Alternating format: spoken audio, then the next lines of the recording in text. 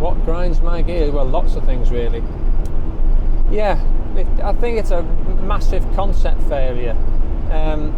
The electric bikes, okay, the first thing people jump at is they'll only do 160 miles or something before you run out of charge.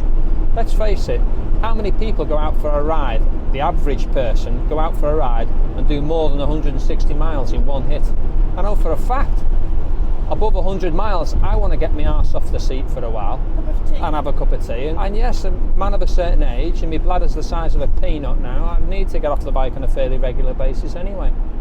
Well, it's a whole different way of how you feel when you ride the bike. I know it sounds really weird. You know, you ride a 2-stroke, you ride a 4-stroke, whether it's a V-twin, multi-cylinder, whatever, you feel small differences there.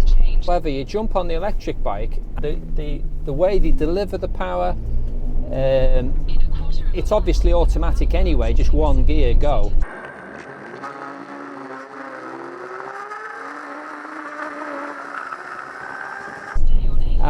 But it's just the way that the torque and the whole makeup of the bike, and of course they're absolutely silent. Now I know that's a dichotomy when it comes to motorbikes, because the whole thing of riding a bike, you think, is about the sound, and I can understand that.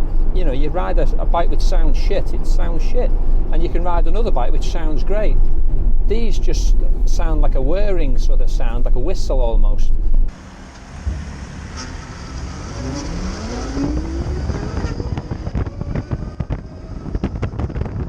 So, mileage, get it out of your head, you've just got to go and experience it. Recharging anxiety, yeah well, I can see that. About where they're going to recharge. I just want to the only anxious thing when I'm on the road is nutters pulling out in front of you, other dickheads coming the other way, and working a stop and have a piss.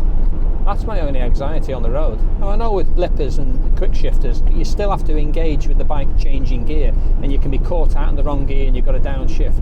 So the idea of the automatic side of it is a game changer. The fact that you don't have to fuck about with the gears. The people then say, oh well, they're not much more than a commuter bike. Well, you go and have a go on a Zero. They're a lot more than a bloody commuter bike.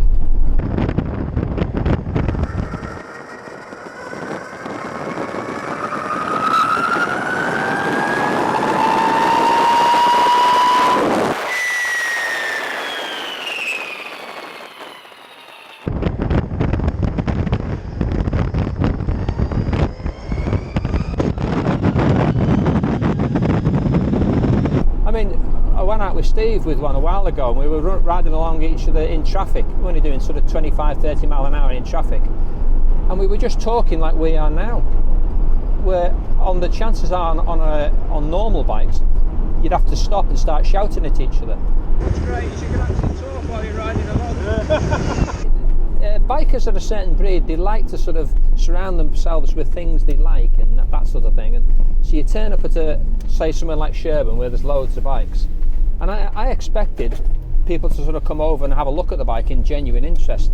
And this guy turns up and said, oh, what's this then? And I said, oh, it's a Zero. He says, what's that? He'd never heard of it. So I said, oh, it's an electric bike from America. Before I went on to the next sentence, oh, not interested if it's electric, they're crap. Now, this guy clearly lives under a fucking stone somewhere. He's not your typical biker, I would suspect. It really annoys me that people are so put off by the idea of them being only electric. If bikes all of a sudden, the petrol was vaporised like that straight away and we had to go on to something else, okay, would you try a diesel bike? Oh, they're shit, they make a noise, they smell. No, it's just a different form of propulsion and it's getting your head round it. It feels strange. Wrong. It feels wrong, doesn't it? It's strange.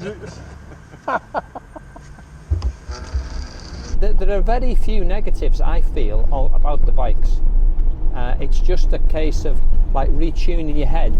It's a different way of doing the same thing. Yes, marvellous.